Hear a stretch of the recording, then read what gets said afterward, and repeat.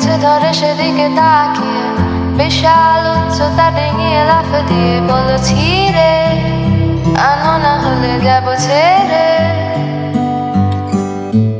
সাদা ঝরা দরজার হাতল চেপে খট করে মুচড়ে দিয়ে আমাকে দেখে বলে যাবে নাকি নিয়ে যাবো তাকে সাথে।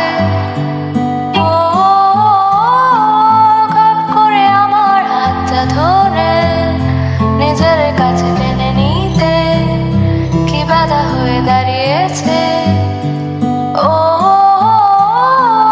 না দেখে শুনে কিছু জানিয়ে নিজে আড়ালে লুকালে আমাকে তুমি ডুবালে। আমি নিজের জন্য যাবো কেটে,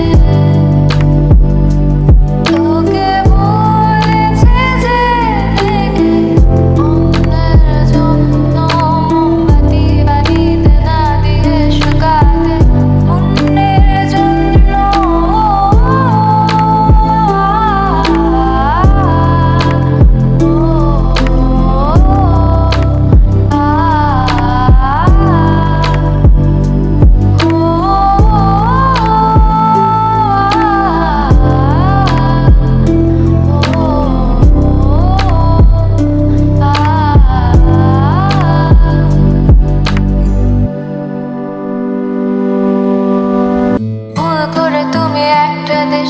হাতে চুলার আগুন তার কাছে যেতে গিয়ে গেলে পুড়ে, আমি না হলে জ্বলে যেতে।